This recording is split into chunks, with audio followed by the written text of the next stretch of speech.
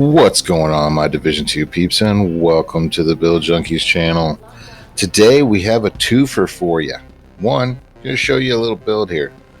Nothing extravagant, but definitely fun to run. It's the Pestilence and Striker jam here, so definitely enjoy the gameplay. But the second thing is another little public service announcement. Oh my god, the frustration levels with Countdown. Listen, you have to understand the difference between heroic and challenging Countdown. Challenging being the way that Countdown ran up until the last update. You could run it with a tank. You could run it with a DPS. You could almost run it with a skill, but still really not really. I mean, that skill build just don't belong in Countdown. But anyway, status builds for sure you could run it. Heroic's different, folks. Okay, first of all, you can't come running into a heroic Countdown with a tank build and you're not laying down damage. You are hindering the entire team. Please, I'm not saying you got to come into the thing like this build that you see me running with an all red setup. That's not the case. But when you come in like Arnold Schwarzenegger in the Terminator, and you're rocking 2 million armor and you're at best putting down 200 or 300k a bullet, you're not doing anything for the team. You're not helping them put down the enemies. You're definitely not helping them put down the hunters.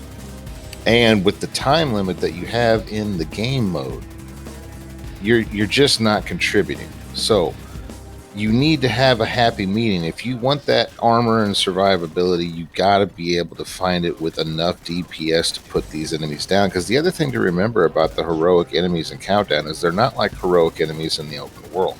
They are tankier.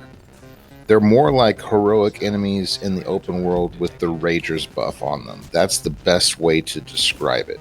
But they are not the same. The enemy bosses are not the same. The hunters... Well, the hunters are always tanky, but I would say they're probably fall into the same category as the rest of them if I had to guess. But they are definitely not easy to put down. Let's be honest about it. Please, you have to be able to cohesively work as a team and Countdown in order to get through it, especially on heroic.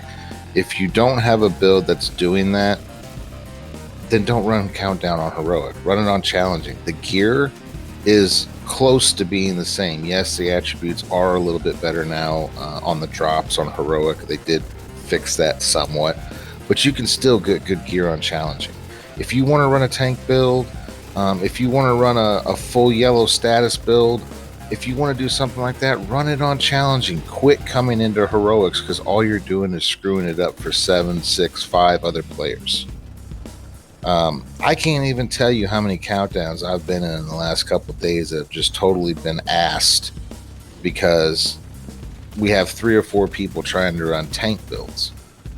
And then we get all the way up to the extraction and we can't put the hunters down in time. We can't all press in doing enough damage into the circle to be able to call the extraction helicopter. And I don't care how tanky you are, you can have 2.2 million with another 2 million bonus armor on top of it. The hunter is going to wipe your ass if you can't put him down. That's just how it is. I mean, I hate to be the bearer of bad news, but you got to understand that. You might be tanky against the regular NPCs, but you still ain't shit against the hunters. So remember those things going into it when you're putting your builds together that you're going to run in heroic Countdown.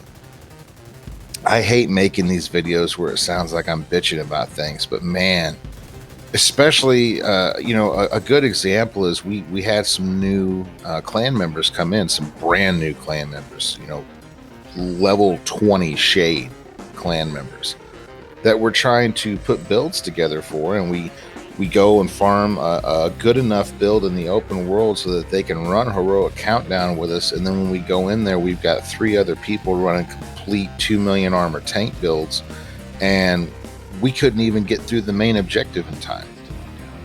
So what it really comes down to is 3 words: press the advantage. You have to keep the pressure on, but in order in heroic to keep that pressure on, you have to be able to be putting them down.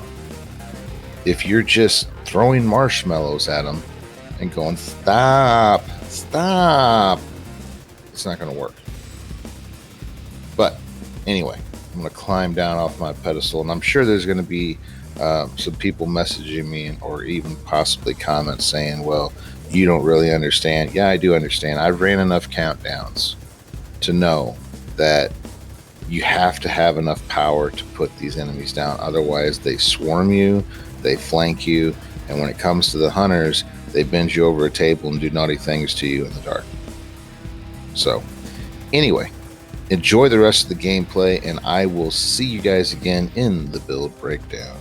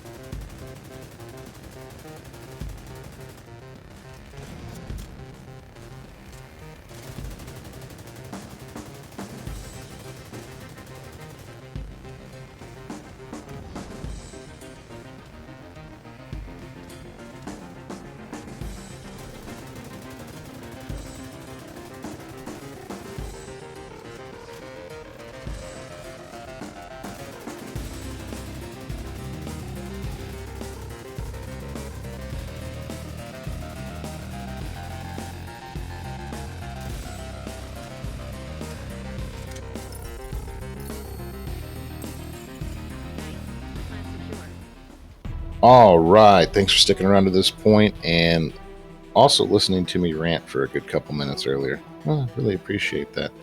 But let's dive into the build breakdown, take a look at this build. First up is going to be the specialization. It's going to be the gunner specialization. This is to give us that nice little armor on kill.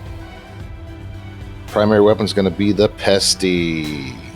I love this weapon. It really is one of my favorite weapons in the game. Backup for the Pesty is going to be the rock and roll, and that's just to get that striker procs and stacks going. And as usual, Mr. Card Custom sitting in the pistol slot.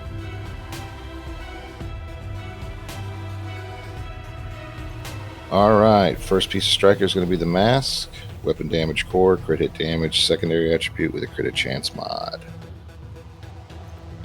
Chest piece is up next. Second piece of striker, weapon damage core, crit hit damage, secondary attribute with a crit hit damage mod. Holster's up next, going to be a piece of Grupo with a weapon damage core and a crit hit chance and damage secondary attributes. Knees are up next. Third piece of striker, going to be a weapon damage core with a crit hit chance secondary attribute.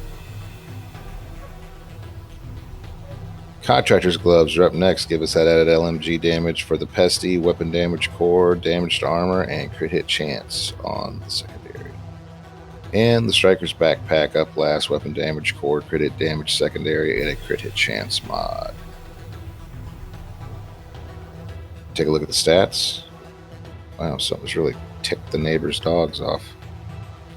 Whew. They're out there going, having a fit.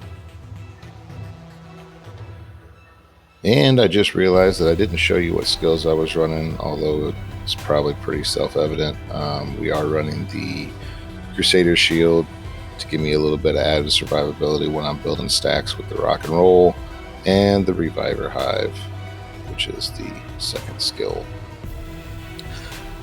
As always, please like, subscribe, ring that bell for notifications on future videos, and we really do appreciate you swinging by and taking a look at our videos.